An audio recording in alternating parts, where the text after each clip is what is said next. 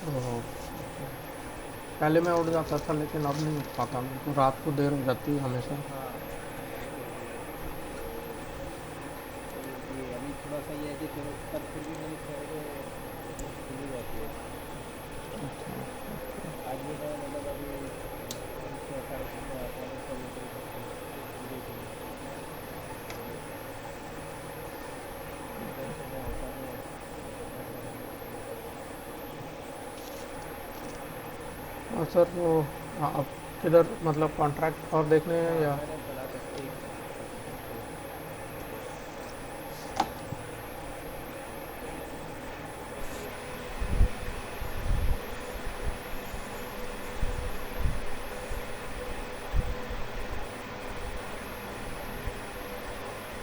ये था।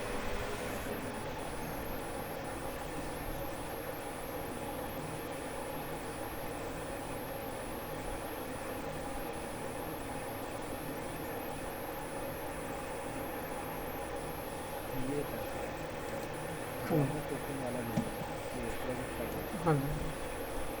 तो उसमें मेरे को सब कुछ समझ में तो आ गया, तो लास्ट के दो चीज़ें मेरे को थोड़ा सा डाउट आ रहा है। हाँ जी। एक तो सर ये डेबिट वाला जो पार्ट था ना, ये हम्म, अच्छा इसमें कैसे करके किया है थोड़ा सा। डेबिट में आर्ग्यूमेंट में क्या आता है सबसे पहले आप ये देखो, एक तो आर्ग्यूमेंट में आएगा कार्ड जिसको डेबिट करना है, राइट? हाँ, हाँ, और कितना अमाउंट डेबिट करना है, ये दो चीज़ें आएंगी। तो इसने ये चेक किया हुआ है कि आर्ग्यूमेंट दो हैं कि नहीं। हाँ, वो तो ठीक है, वो तो ठीक है, वो तो हम डिले भी नहीं आती है। फिर उसने निकाला कि ये क्रेडिट कार्ड नंबर पड़ा हुआ है, इसका डेटा निकालो। हम्म, अब उसमें से डेटा निकालने के लिए गेट स्टेट किया उसने, क्रेडिट कार्ड नंबर पास किया आर्गुमेंट ज़ीरो में, गेट स्टेट किया। ये क्या निकालना है इसमें? क्रेडिट कार्ड के जो डिटेल्स पड़े हुए हैं हमारे पास ऑलरेडी। ये हाँ अच्छा, ये जो हमारे पास ये डिटेल्स पड़ी हुई हैं, हाँ ये ये, वाली। हाँ जी, लास्ट नेम स्टेटस और बैलेंस पड़ा हुआ है, तो ये निकाला इसने। हाँ। जो आपने मान लो क्रेडिट कार्ड 1 2 3 4 पास किया है इसमें हम्म, डेबिट में, तो वन डेबिट के अभी कितना बैलेंस बचा हुआ है और नेम में उसे चाहिए, तो बैलेंस चाहिए बेसिकली, तो उसके लिए उसने ये निकाला है, राइट? हम्म, हम्म। इसको निकाल के उसने इसका जेसन बनाया। इसमें इसका अलग से जेएसएन बनाने की क्या रीज़न है? अलग से जेसन ये जब निकालता है ना, तो ये बाइट्स में निकालता है। आप बाइट्स में कोई चीज़ निकालते हो तो उसके साथ आप प्लस माइनस नहीं कर सकते। ठीक है। मतलब ये नंबर्स नहीं है, ये बाइनरी डेटा होगा जब निकल के आएगा। गेट डेटा एज बाइट्स, तो गेट स्टेट से आता है। तो उसका उसको जेसन बनाना पड़ता है पहले, जिससे कि आप वो स्पेसिफिक वैल्यू निकाल लो जो आपको अपडेट करनी है। तो ये हमेशा मतलब ये कब कब निकालना है, मतलब जेएसएन कब कब बनाना पड़ेगा? अब क्योंकि हमने तो क्रिएट में, डिलीट में और मतलब उसमें अपडेट में ऐसा कुछ किया नहीं अभी, जो बेसिक मैं यहाँ पे भी देख रहा था, कॉल बैक क्वेरी में भी देख रहा था, तो उसमें भी ऐसा कुछ नहीं किया हमने। तो उसमें हाँ, इसका रीज़न ये है कि इसमें हमें बैलेंस अपडेट करना है, राइट? अच्छा। बैलेंस अपडेट करना है तो हमें जेसन के अंदर घुसना पड़ेगा। जो क्रिएट और डिलीट है उसमें हमें कुछ ये नहीं करना कि जेसन के अंदर जाके नेम को चेंज करो या कुछ करो। हमें हाँ, हाँ, सिंपल जो जेसन आ रहा है उसको या तो नया बनाना है जेसन को, या हाँ, पुराना जो जेसन पड़ा हुआ है ब्लॉकचेन पे उसे डिलीट करना है। सही है। तो उसमें फिर इस चीज़ की ज़रूरत नहीं पड़ती। हम्म, अब इसमें आप जो जेसन बनाते हो टोकन डेटा, उस उसके बिना, उस जेसन के बनाए बिना उस जेसन को अपडेट नहीं कर सकते। अच्छा, टोकन जैसे क्वेरी में भी जो हम लोग कर रहे थे, क्वेरी में भी तो अपडेट ही कर रहे हैं ना, ये जो क्वेरी इंस्ट्रक्शन में है। अपडेट नहीं करते, रीड करते हैं बस। अच्छा, खाली रीड करते हैं। ठीक है, ओके। जिसमें अपडेट करना होगा वो हमें उसमें जेएसएन बनाना पड़ेगा। मतलब हमारा लॉजिक ऐसा है, हम्म, अगर मान लो अपडेट ऐसा होता है कि जो जेसन आ रहा है बस वो ओवर राइट कर दो, जो पुराना जेसन है उसको ऊपर राइट कर दो, हम्म, तब हमें जेसन नहीं बनाना पड़ता, क्योंकि फिर हमारे पास सिंपल जो हम जेसन आर्गुमेंट से बनाएंगे वो जेसन हमें ब्लॉकचेन पर डालना है। हमें ये नहीं करना कि जो ऑलरेडी जेसन पड़ा हुआ है उसके अंदर कुछ मैनिपुलेशन हो। इसलिए we have to convert it to a proper JSON. और उसके बाद देखो आप नेक्स्ट लाइन जो है token dot balance, token data dot balance जो है, इसको हमने जो पुराना बैलेंस था उसमें से जो आर्गुमेंट वन में अमाउंट आ रहा है वो निकाल के वो सेट कर दिया। ये लाइन समझ गया? नहीं समझ गया। अब ये तो ये निकाला टोकन डाटा बैलेंस का, ठीक है। तो क्योंकि ये एरे था तो ये बैलेंस टोकन डाटा बैलेंस भरा, ठीक है। हमें निकालना है इजिकल टू ये पास इन टोकन डाटा डॉट बैलेंस, इसका टोकन डाटा बैलेंस निकाला है इसका, माइनस ये पास इन, ये आर्गुमेंट वन ये कहाँ से है? आर्गुमेंट वन में आपने अमाउंट भेजा है जो हमें डेबिट करना है, ठीक है। अमाउंट तो ये यहाँ है ना, ये बैलेंस में एक्टिविटी है ना, ये अच्छा वो आर्गुमेंट जो आपने डेबिट में भेजा है उस आर्गुमेंट में सेकंड जो फील्ड है वो अमाउंट है। पीयर इनवोक से जो आपने कॉल की होगी ना डेबिट को, ये एक मिनट, ये है ना बैलेंस, ये बैलेंस ये आर्गुमेंट यही आएगा ना जहाँ पे आपने बैलेंस वन आर्गुमेंट वन किया हुआ है यहाँ पे। वो अलग चीज़ें हैं दोनों। आप जिसको जेसन जो है उसमें जो बैलेंस है वो तो जेसन डॉट बैलेंस करोगे आप कहीं भी आपको वो बैलेंस मिल जाएगा। ओके, अब एक तो क्रेडिट कार्ड का बैलेंस हो गया जो करंट बैलेंस है, और वो दूसरा कौन सा है, वो कौन सा है? वो टोकन डेटा डॉट बैलेंस है वो। अच्छा मान लो अभी आपकी तो क्रेडिट कार्ड में 5,000 रुपीज़ पड़े हैं अच्छा और आपने जब कार्ड स्वाइप किया और तो आपने 1,000 का स्वाइप किया, तो ये दो अलग अमाउंट्स हैं ना। 1,000 तो आपको मिलेगा जो क्रेडिट कार्ड की डिवाइस है उससे, हाँ और 5,000 आपके पास ऑलरेडी डेटाबेस में पड़ा होगा। हाँ तो टोकन डेटा डॉट बैलेंस तो वो डेटाबेस का जो अमाउंट है वो है, और आर्ग्यूमेंट वन जो आपके पास स्वाइप के टाइम पर आपको क्रेडिट कार्ड की मशीन से मिलेगा। अच्छा क्रेडिट कार्ड की मशीन से जो मिलेगा वो आप कॉन्ट्रैक्ट में भेजोगे आर्गूमेंट वन में, हम्म, और फिर वो आर्गूमेंट वन आपके टोकन डेटा डॉट बैलेंस से माइनस हो जाएगा। 5,000 से 1,000 माइनस हो जाएगा, और फिर वो माइनस आपका एक्चुअल 4,000 जो है वो बैलेंस बन जाएगा। तो टोकन डेटा डॉट बैलेंस जो है उसको हमने असाइन कर दिया माइनस करके जो अमाउंट आया है उसमें, यही किया है इसमें। ओके। तो ये अगर जैसे मान लीजिए ये तो आपने अब मान लीजिए कल को मैं उसमें क्या बोलते हैं ज़्यादा हो गया या कम हो गया, मतलब मैं अगर जैसे आ, जो क्रेडिट कार्ड की लिमिट है मान लीजिए 5,000 है, ठीक है। हम्म, अब 1,000 मैंने निकाल लिया, बचा 4,000, लेकिन मैंने उसका जो है आ, एक आ, 1,000 रुपये और वापस कर दिया, मतलब उसके अंदर जो अमाउंट बचा था क्रेडिट उसको कर दिया। क्रेडिट कर दिया, ठीक है। हम्म, तो वो फिर यहाँ पे जो टोकन का डॉट बैलेंस पास इन token dot balance plus past इन आर्गुमेंट वन करके आ जाएगा। हाँ हाँ, लेकिन वो डेबिट कॉल नहीं होगी, उसके लिए आप नया फंक्शन लिखोगे हाँ क्रेडिट। नया फंक्शन बना के यही यही चीज़ आ जाएगी। बिल्कुल बिल्कुल। ठीक है, ये तो समझ गया। ओके, अच्छा एक चीज़ और बता रहे थे आप पिछली बार, अगर जैसे मुझे इसके अंदर कंडीशंस थी कि भाई जैसे ये आपका 5,000 है और आपने 1,000 निकाल, लेकिन अगर मुझे मान लीजिए 6,000 निकले तो मतलब जो अमाउंट होगा वो नेगेटिव हो गया। अब वो नेगेटिव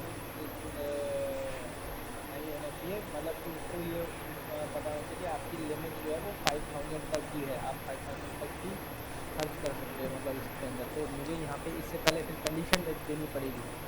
हाँ, या तो सी अब ये जो चेक है कि नेगेटिव नहीं होना चाहिए, हाँ, ये चेक या तो आपके कॉन्ट्रैक्ट में लग सकता है, तो मतलब इसके बाद लगाना है सर या इससे पहले लगाना है? पहले लगाना पड़ेगा ना। फिर आप परसेंट में ये चेक करोगे कि जो अमाउंट आया है वो नेगेटिव तो नहीं आ रहा। अब अगर नेगेटिव आ रहा है तो आप एरर कर दो और डेबिट मत करो। अगर नेगेटिव नहीं आ रहा तो टोकन बैलेंस को वो असाइन कर दो जैसा कि इसमें किया हुआ है, और फिर पुट स्टेट कर दो जो इसकी नेक्स्ट लाइन में है। सर एक मिनट मुझे ये समझ नहीं आ रहा है।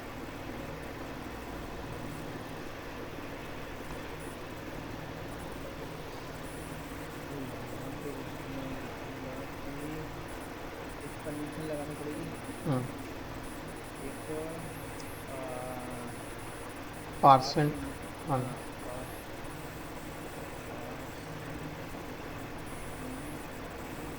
आर्गुमेंट नहीं नहीं नहीं, आर्गुमेंट वन नहीं, पहले जो टोकन डाटा बैलेंस को जो आप असाइन कर रहे हो हम्म, वो लेस देन ज़ीरो नहीं होना चाहिए।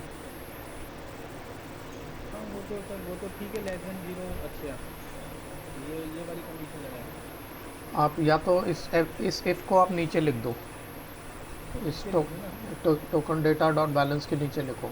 इधर हाँ वो ये, नहीं वो कोलन वही रहने दो, अच्छा सेमी कोलन के आगे एंटर करो। अब आप लिखो if token data dot balance is less than zero,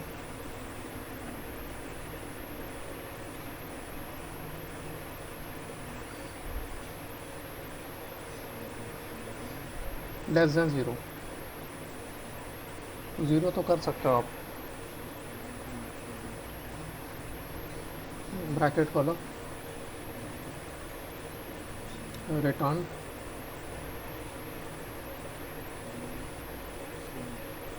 SIM dot error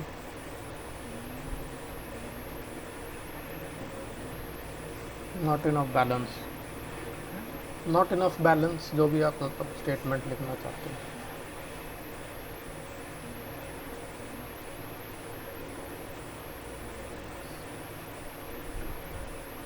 else, अब इसको ब्रैकेट ख़त्म करो पहले, कोलन लगा के, इधर नहीं, वो सिम डॉट एरर के आगे। के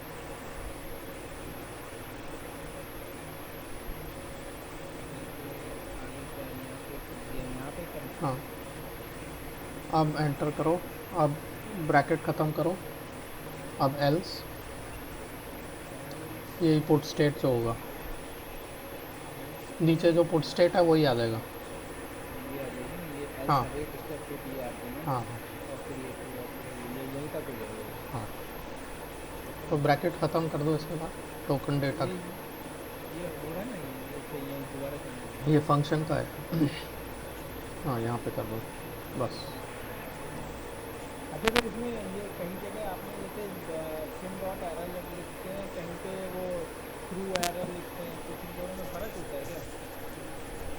हाँ, थोड़ा फ़र्क होता है, जहाँ थ्रो लिखते हो ना हाँ, वहाँ पर वो आई थिंक कंसोल पे दिखा देता हम्म, है, जहाँ और वो उसमें नहीं दिखाता, जो क्लाइंट है उसमें नहीं दिखाता, मतलब हाइपर लेजर के कंसोल में एरर दिखा देगा, लेकिन जो आपका क्लाइंट है जहाँ से आपने कॉल किया है उसमें एरर नहीं आएगा।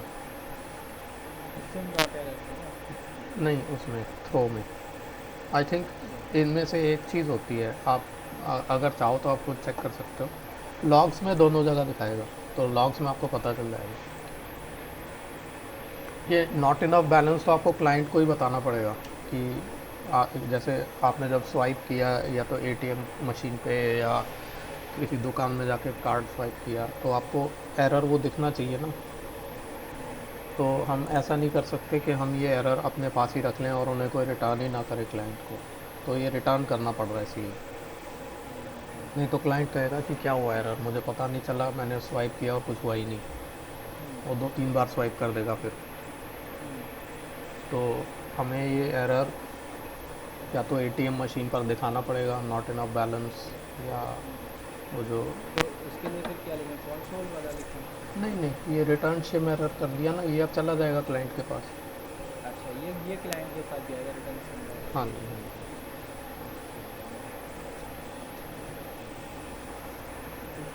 अच्छा सर, एक ये और था हमारा, ये जो हम बना रहे थे, जो मैं पढ़ रहा था कल। अच्छा, जो ये क्वेरी ये तो सब ठीक है। ये स्टार्टिंग की आपने उसमें ये अभी आपने लिमिट नहीं दिया कोई, हाँ जी। ठीक है, लिमिट नहीं दिया, लेकिन ये इसके बाद ये जो है ना ये क्या है, क्योंकि ये मैंने टैप करके सेम टू सेम ये सारी वैल्यू वही दिख रही है, लेकिन इसका मतलब क्या है आया, ये समझ में कुछ नहीं आया मुझे ये। ये मैं बताता हूँ।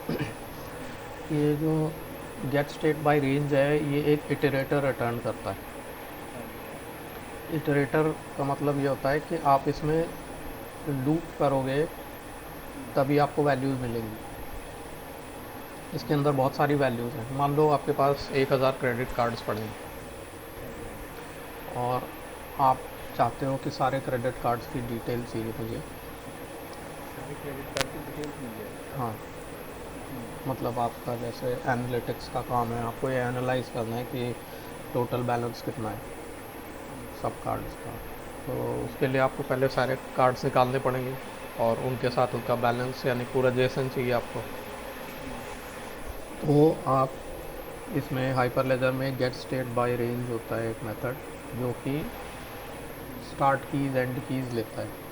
स्टार्ट की अगर आपकी कीज़ सीक्वेंशियल हैं तो ये स्टार्ट कीज़ एंड कीज़ में आप कुछ वैल्यूज़ दे सकते हो जिससे कि उन कीज़ के बीच में ढूंढ लेगा। अच्छा। मान लो आपको 5000 है, आपको 1000 0 से 1000 चाहिए, हम्म। तो इन कीज़ से हो जाएगा। अगर तो आपको कीज़ नहीं, हाँ जी, ये इंक्लूडेड होंगे फिर, या मतलब ये एक्सक्लूडेड, या इनके बीच में है? इनके बीच में मतलब अगर 1 2 अगर मैंने कहा 1 से लेकर 20 तक का डाटा निकालो, तो 1 और 20 इंक्लूड होंगे, या 2 और 19 तक ही आएगा? इंक्लूड होंगे। इंक्लूड होंगे ना 1 से 20? अब हमारे पास प्रॉब्लम ये है कि जो हम स्टोर कर रहे हैं वो क्रेडिट कार्ड है और उनके नंबर्स हम स्टोर कर रहे हैं, हमें रेंज नहीं पता क्रेडिट कार्ड नंबर को। अब इसमें तो हमने स्ट्रिंग लिया हुआ है क्रेडिट कार्ड नंबर, तो उसमें कोई ABC 1 2 3 भी डाल सकता है। तो हम कहेंगे हमें सारे चाहिए जितने भी हैं। तो हाइपर लेजर बोलता है फिर आप कीज़ को ब्लैंक डाल दो। अगर आप कीज़ को ब्लैंक डालोगे आपको सारा डेटा मिल जाएगा जितना भी है। तो इटरेटर में अब मेरे पास सारा डेटा आ गया, आपने देखा मैंने ब्लैंक डाला है, ठीक है। हाँ जी, हाँ जी। अब मुझे ये भी नहीं पता इटरेटर में कितना डेटा होगा, हम्म। इस वजह से मैं फॉर लूप नहीं लगा सकता, क्योंकि फॉर लूप में मुझे लेंथ पता होनी चाहिए पहले। हम्म। तो मैंने लूप लगाया while true. While true loop जो है वो हमेशा चलता रहता है जब तक आप लूप के अंदर से खुद एग्जिट ना कर लो। अब इसके अंदर इटरेटर डॉट नेक्स्ट जो है, ये इटरेटर के अंदर लूप करने का तरीका है। अच्छा, ये इटरेटर नेक्स्ट, मैं सोचा नेक्स्ट कोई वैल्यू हो गया, क्या है ये नेक्स्ट? नहीं, ये आप जावास्क्रिप्ट पढ़ोगे तो आपको मिल जाएगा। इटरेटर डॉट नेक्स्ट हर लैंग्वेज, मतलब नॉर्मली हर लैंग्वेज में ही होता है इटरेटर और इटरेटर डॉट नेक्स्ट। इटरेटर जब आपको एक आपके पास कलेक्शन हो, मान लो, कलेक्शन का मतलब होता है लिस्ट ऑफ वैल्यूज़। जैसे आप पावर BI में कर रहे हो, आपको एनालिसिस के लिए 1 मिलियन वैल्यूज़ निकालनी है, लेकिन आपको ये नहीं पता कि वैल्यूज़ 1 मिलियन 2 हैं, 1 मिलियन 50 हैं, कितनी हैं। आपको वो सारी चाहिए जितनी भी पड़ी हैं डेटाबेस में। तो आपने RDBMS में सुना होगा एक कर्सर होता कर्सर होता है, कर्सर बेस्ड डेटा। है ना। उसी तरह का ये इसमें इटरेटर होता है लैंग्वेजेस में, जो ये कहता है कि जितनी भी वैल्यूज़ हैं सब you can pass through them and you don't have to worry कि कब ख़त्म हो जाएगा वो, क्योंकि जब ख़त्म होगा आई विल टेल यू। अच्छा। तो आपने इटरेटर डॉट नेक्स्ट से एक वैल्यू निकाली, RES कर उसको मतलब रिस्पॉन्स करके उसको असाइन कर दिया। उसके बाद आपने कहा कि अगर ये वैल्यू है और ये वैल्यू मतलब इफ़ जो चेक देख रहे हो ना उसमें 2 चेक्स हैं, वैल्यू है और इसका टू स्ट्रिंग हो सकता है। Value, value to string. मतलब उस वैल्यू में जो चीज़ है वो ऐसी नहीं है कि उसका टू स्ट्रिंग होने से कोई प्रॉब्लम हो, उसके अंदर टू स्ट्रिंग करके एक लेजिटिमेट वैल्यू आए।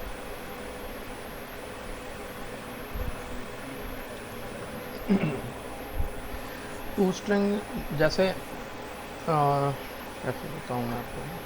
क्योंकि जो टू स्ट्रिंग करते हैं हम कोई वैल्यू जो होगी अगर वो न्यूमेरिक वैल्यू में है उसको हम स्ट्रिंग करने के लिए मैंने जो जावास्क्रिप्ट में पढ़ा था वो होता है टू स्ट्रिंग। हाँ और जी, वो भी यहाँ पे लेके आते हैं जैसे मान लीजिए रेस्ट वैल्यू टू स्ट्रिंग करते हैं मतलब दो बार वैल्यू और फिर टू स्ट्रिंग। ये जो वैल्यू देता है ना हाइपरलेजर में इटरेटर, उसमें एक अब और चीज़ पड़ी होती है वैल्यू। मान लो आपने यहाँ तो हमें जेसन मिलेंगे, जेसन एज बाइट्स, ठीक है। अगर कोई और चीज़ भी मिलती, मान लो आपने नाम स्टोर किए हुए हैं खूब सारे, तो एक एक नाम आपको बाइट्स के फॉर्म में मिलता, राइट। इटरेटर जब आप इटरेट कर रहे होते तो उसमें जो इटरेटर रिटर्न करके हमें देता उसके अंदर होता है वैल्यू एक और उस वैल्यू को अगर आप टू स्ट्रिंग करोगे उसकी वैल्यू निकाल के, मतलब दो बार लगाना पड़ता है इसमें। आप ये मान लो कि जब भी आप इटरेट करोगे आपको ये लिखना पड़ेगा, अच्छा ठीक है। तो ये वो बता देगा कि इसके अंदर एक तो वैल्यू इसमें है और वो वैल्यू की स्ट्रिंग बन सकती है।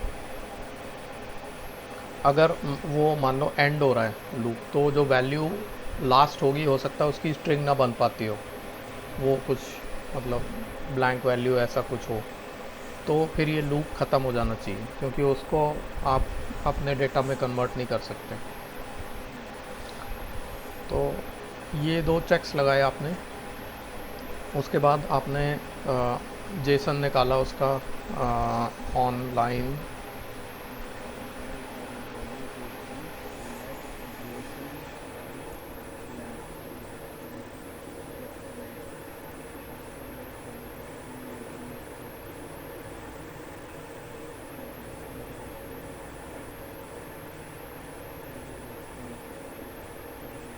लेट वैल्यू देखी अब आपको जो आपको रिटर्न कराना है वो पूरा जेसन जो आएगा जो आपने स्टोर किया हुआ है उस वो रिटर्न कराना है, राइट। तो वो जो है वो res.value.value में पड़ा हुआ है, उसको आपने सबसे पहले कंसोल पे राइट करा लिया। अच्छा फिर आपने एक एरे बनाई हुई है ऊपर ऑल। ये क्या है सर ये UTF-8? UTF-8 एक एनकोडिंग होती है जावास्क्रिप्ट में, आप पढ़ोगे वैसे और भी लैंग्वेजेस, जैसे आप जब कोई अ, अपने कंप्यूटर पर 8 बाइट्स का कुछ, सॉरी 8 बिट्स का कोई कैरेक्टर लिखते हो तो उसे डिस्प्ले करने के लिए एनकोडिंग आती है, जैसे ASCII आपने पढ़ी होगी। ASCII की तरह ASCII just supports letters, numbers और थोड़े से स्पेशल कैरेक्टर्स, मतलब फॉरवर्ड स्लैश बैक स्लैश ये सब। UTF-8 इसी तरह की एक एनकोडिंग होती है विच सपोर्ट्स बहुत सारी लैंग्वेजेस, मतलब उससे आप वो लेटर को हिंदी में भी देख सकते हो, उस बाइट्स को आप हिंदी में भी देख सकते हो, जापानीज़ में भी देख सकते हो।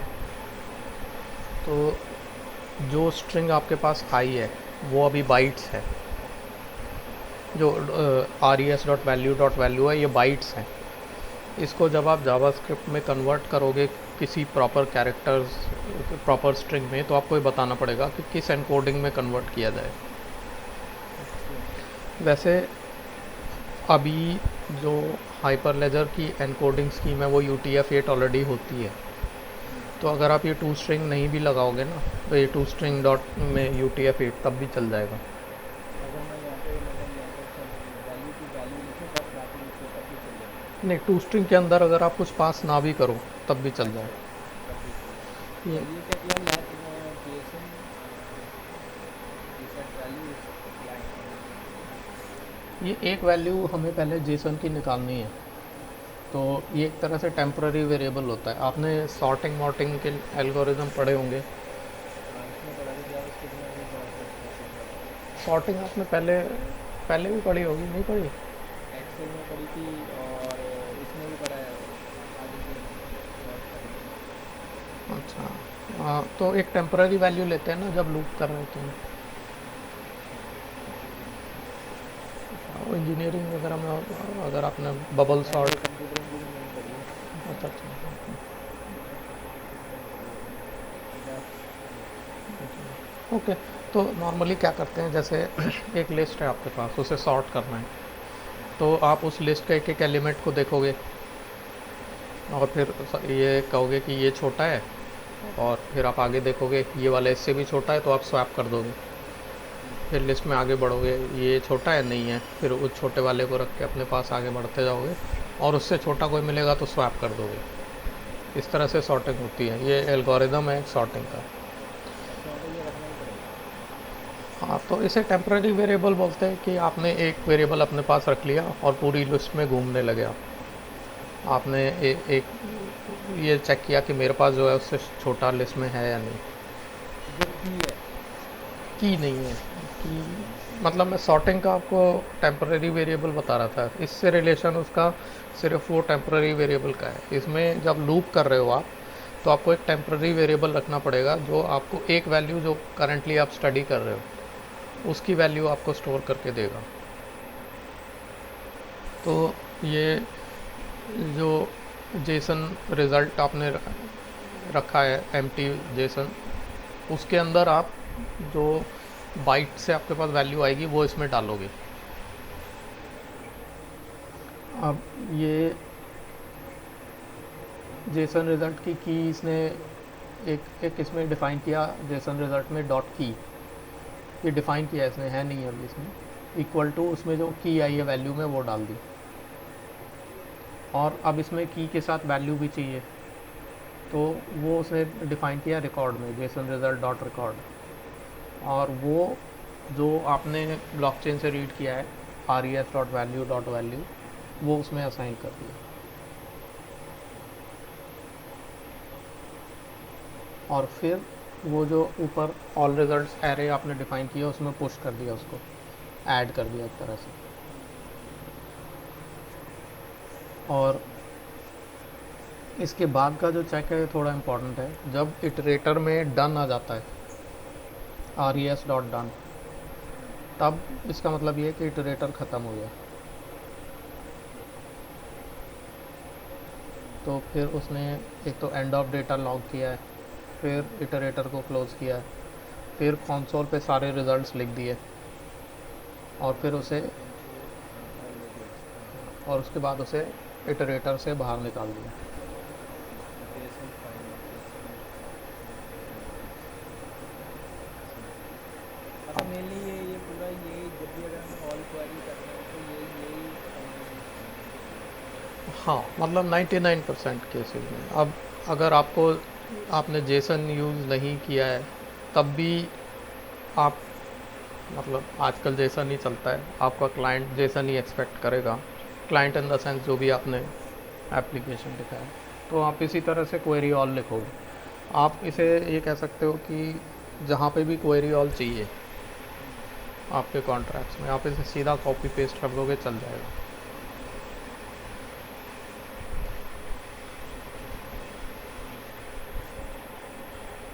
एक और था सर, मैं कल एक चीज़ और पढ़ रहा था उसमें, ये पार्ट था पार्स एंड करके था।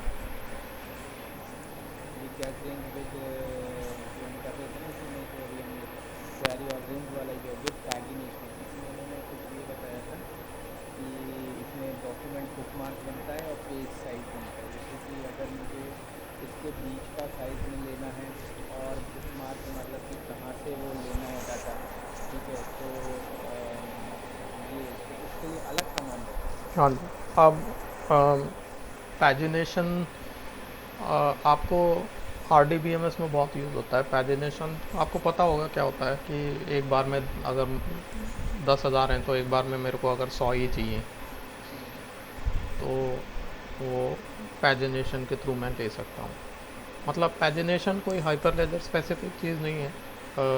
जैसे आप सेल फ़ोन पर कुछ काम कर रहे हो, राइट, आप कॉन्टैक्ट्स, एक बार में 25 कॉन्टैक्ट्स दिखते हैं आपको अगर आप अपना कॉन्टैक्ट लिस्ट खोलते हो, राइट। तो वो गूगल क्या करता है, पैजिनेट करता है कि मुझे अभी अगर डेटाबेस में 25 कॉन्टैक्ट्स हैं तो 25 ही दिखाओ इन्हें, जिससे कि एप्लीकेशन को बहुत सारा डेटा लोड ना करना पड़े। उसके बाद जब आप ऊपर को स्क्रॉल करते हो तो नेक्स्ट 25 दिखते हैं, या नेक्स्ट जितने भी आपके व्यू में आए हैं, मान लो 10 आए हैं और एक्स्ट्रा, तो गूगल फिर नेक्स्ट पैजिनेशन में 10 लोड करेगा डेटाबेस से। तो ये पैजिनेटेड लोडिंग टेक्निक से आपकी एप्लीकेशन में लोड कम आता है, कि एक बार में आपको ज़्यादा रीड नहीं करना पड़ रहा है एप्लीकेशन को। डेटाबेस क्वेरी स्लो है, मतलब स्लो नहीं कर रही डेटाबेस को, 1 मिलियन के 1 बिलियन नहीं रीड कर रहे आप।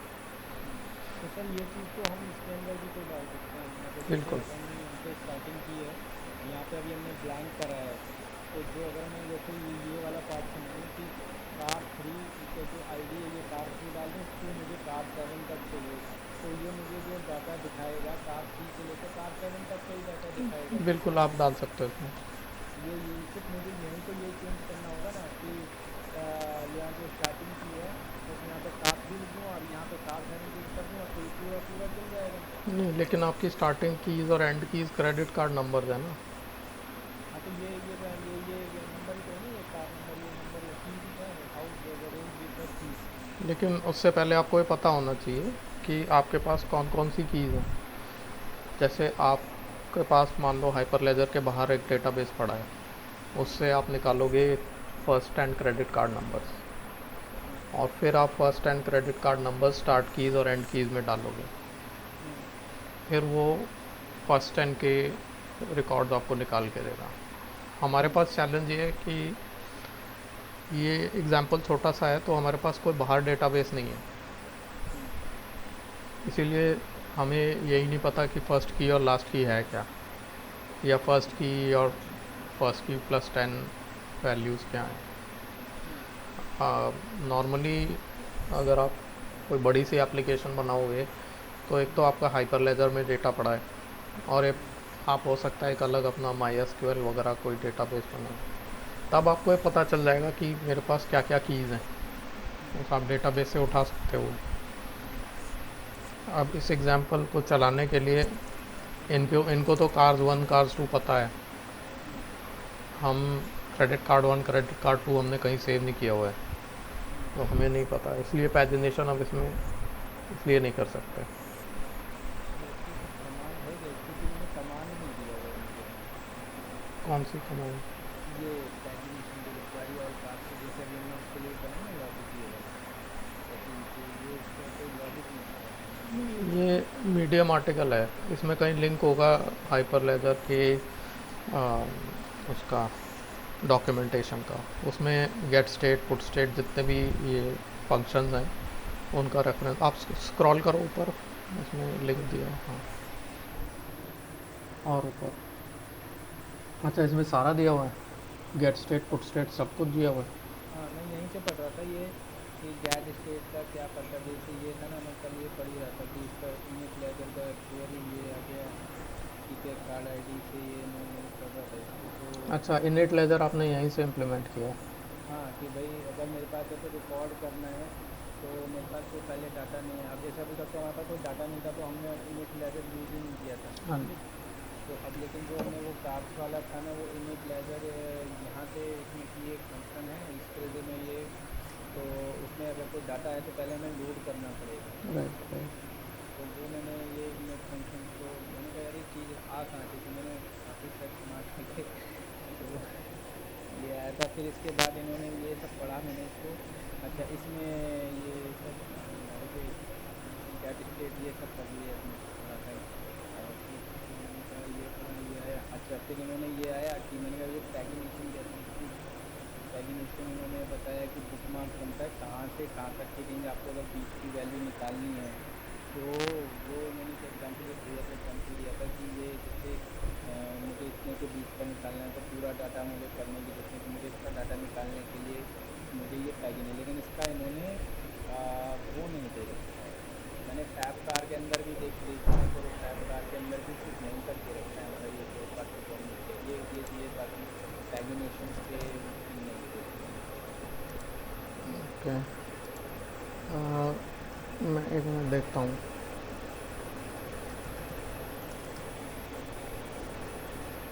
स्टॉप करूँ मैं? नहीं नहीं नहीं नहीं, मैं दूसरे उस पर देखा हूँ।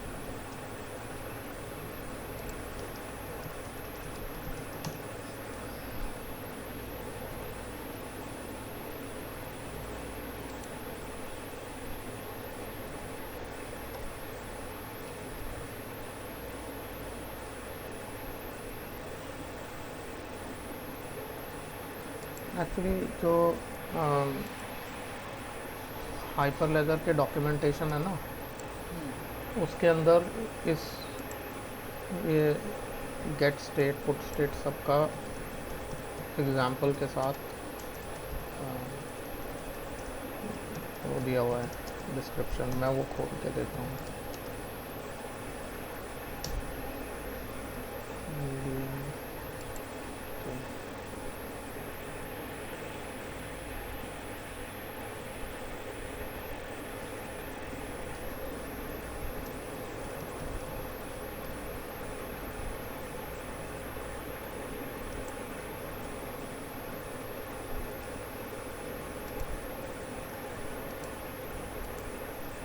मैंने आपको सॉरी नहीं नहीं नहीं, गलत चैट में भेज दिया है।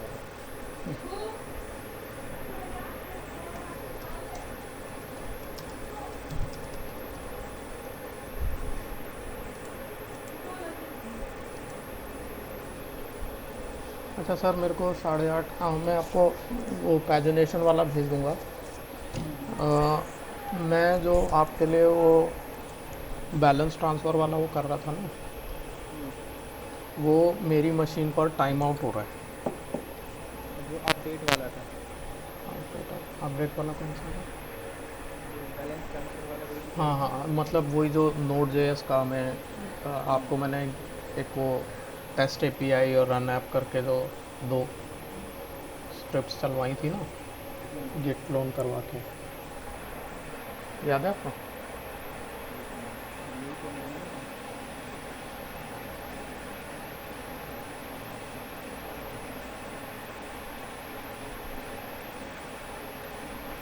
तो मैंने और कौन सा बनाया था? कल कल की बात बता रहे हैं ना, जो कल की कर रहे थे। परसों। हाँ परसों सॉरी, आपने जो कर रहे थे हम यही कर रहे थे। ये तो कल कर रहे थे, परसों हमने एक और वो किया था। परसों नहीं, सॉरी, परसों से भी पहले जो मैंने आपको गिट क्लोन करके एक फैब्रिक सैम्पल्स डाउनलोड करवाए थे, फिर कहा था कि ये इसमें नोड नोड वाला कोड है जो हमें क्लाइंट कॉल हमें डालनी पड़ेगी उसका। वो आप अपना फोल्डर खोलो, फाइल एक्सप्लोरर, बाहर जाओ, home, fabric Sam node SDK में जाना। अच्छा इसकी बात कर रहे हैं। हाँ, फैब्रिक सैम्पल्स में जाओ। हम्म, बैलेंस ट्रांसफ़र में हम गए थे। हम्म, इसके अंदर ये नहीं, हाँ यही है। ये रन ऐप खोलना एक मिनट।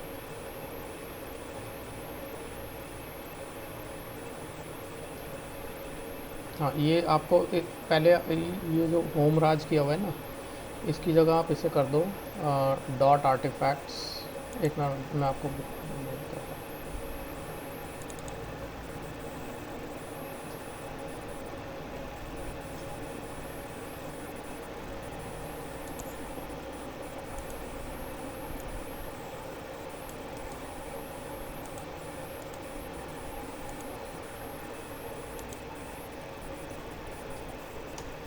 ये पहले जो इसमें था वही लिख दो। मैंने आपको चैट पे वो कर दिया। अच्छा, यहाँ आपकी चैट नहीं खुलेगी, मेल कर दूँ क्या? हाँ मेल कर दीजिए। या फिर यहीं पे हो जाएगा, मैं आपको बताता हूँ, नीचे जाओ।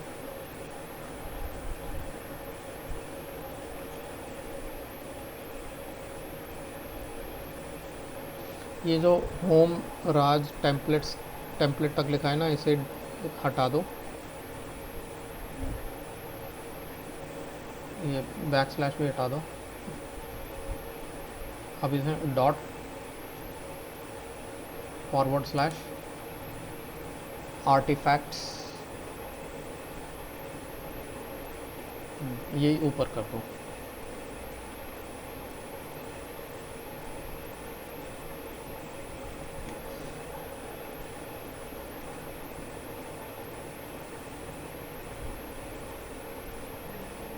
नीचे नीचे, थोड़ा नीचे जाओ।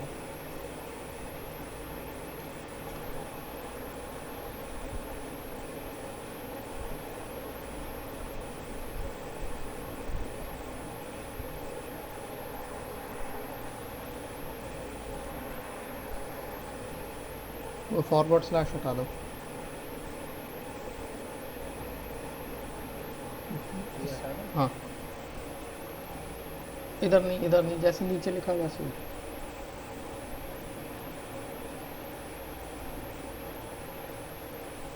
Dot forward slash artifacts docker compose ऐसे। हाँ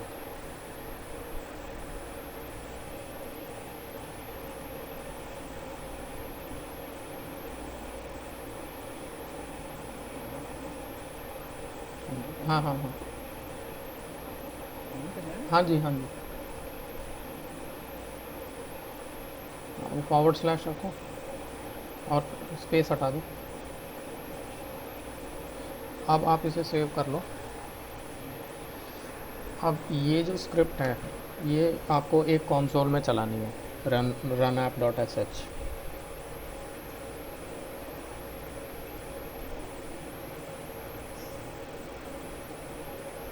बैलेंस हाँ, बैलेंस ट्रांसफ़र वाला जो खोला है ना आपने, उसी को राइट क्लिक करके उसे कंसोल में खोलो।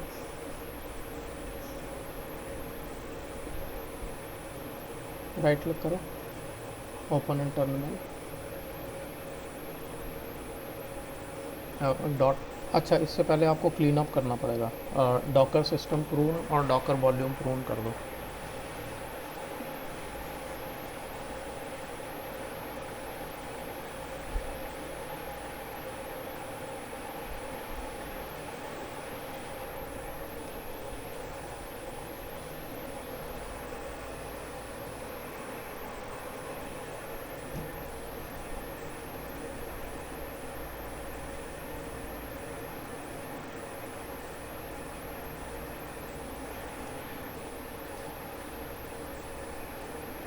हाँ जी। अब आपको dot forward slash run app dot S H करना है।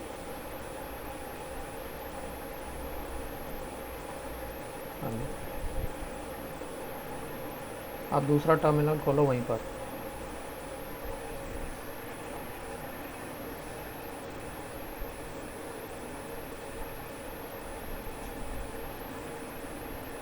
इधर आपको चलाना है dot forward slash test A P I. Dot forward slash test, test. हाँ टेस्ट टैब। अब माइनस एल नोड, एंटर नहीं करना अभी आप। नोड। हाँ, एन ओ डी ई। अब दूसरे वाले टर्मिनल में जाओ।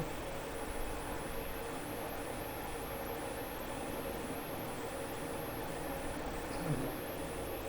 ठीक है। अब आप अ,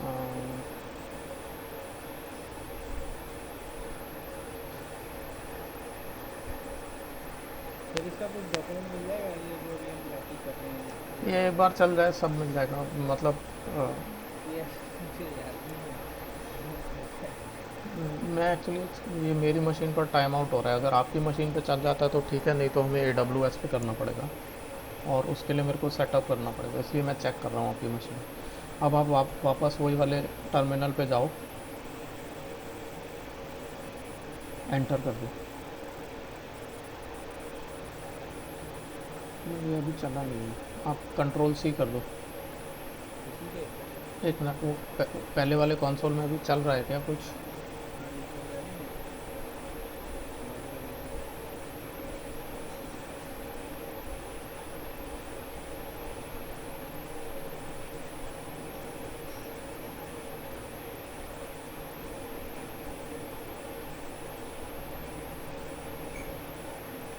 लूप कर रहा है किसी।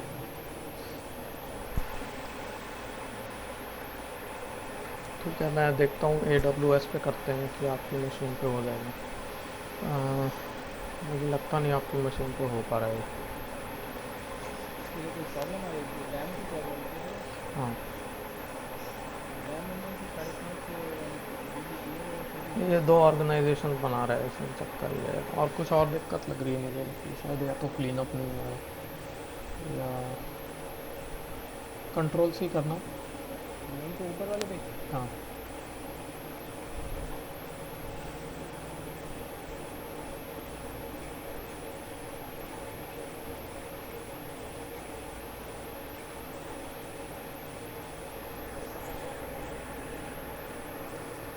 अच्छा सर, 8:30 मेरे को क्लोज़ करना पड़ेगा, मुझे कॉल में जाना है। ठीक है ना, वो एक बार वो देख लेना फिर, किसका?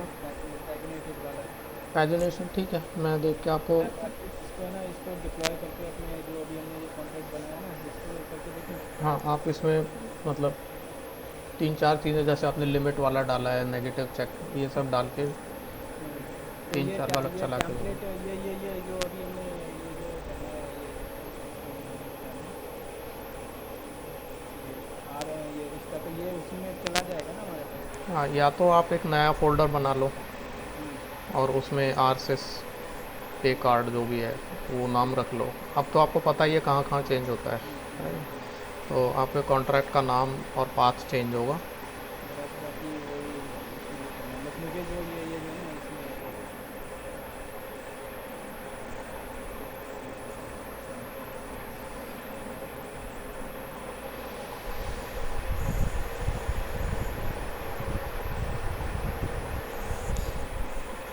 ये जो ये सब ये नाम चेंज करने हैं, और ये जो देख आपके यहाँ से ये जो टेम्पलेट का, तो ये चेंज करना हाँ, है। बिल्कुल। और बाकी ये अपने कनेक्शन में ये टेम्पलेट का नाम है, ये हाँ, टेम्पलेट का नाम है ना, ये चेंज करना है। हाँ, और बाकी ये जो अपने का ये प्रोसेस है। हाँ। और एक चीज़, ये पैकेज डॉट जेसन में नाम चेंज वो तो ऑलरेडी होगा, देख लेना। क्या चीज़ कैसे मतलब? जो आप नया फ़ोल्डर बना के वो क्रेडिट कार्ड वाला डालोगे ना, उसमें एक तो ये कॉन्ट्रैक्ट की फ़ाइल होगी, आरसिस हाँ पे कार्ड डॉट जे हाँ। एस, एक पैकेज डॉट जे एस होगा ना, पैकेज नहीं डॉट जे वो एस। नहीं है, वो नहीं है। तो वो आप कॉपी करोगे फिर टेम्पलेट वाला, और उसमें चेंज करना होगा आपको। मैं आपको बता देता हूँ, आप टेम्पलेट में जाओ।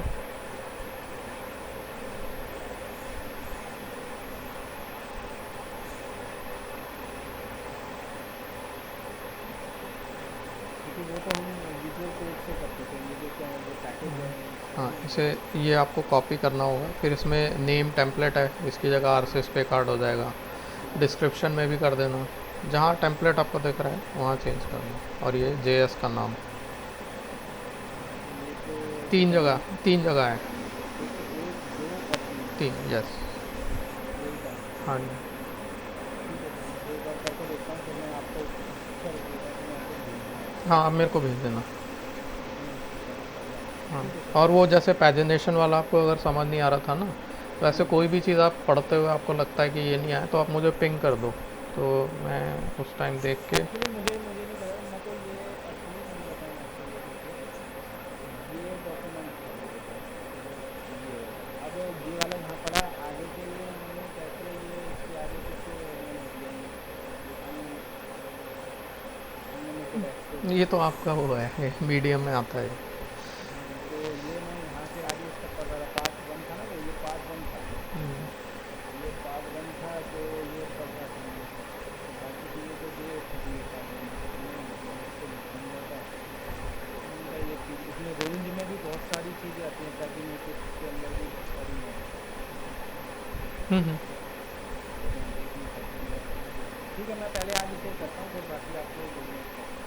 ठीक है। आप रात को बैठेंगे क्या सर? हाँ जी, आज रात को बैठते हैं। अच्छा सर, वो जो आप वो जो वीडियो बता रहे थे ना, 21 की, मैंने ऐसा कि 22 की है, आपके पास चेक कर लेना, 21 वाली। मतलब 22 की मैंने अपलोड कर दी है, मेरे को भी 21 की नहीं मिली, 22 की मिली थी, तो वो मैंने कर दी। ठीक है sir, thank you. Okay sir, thank you.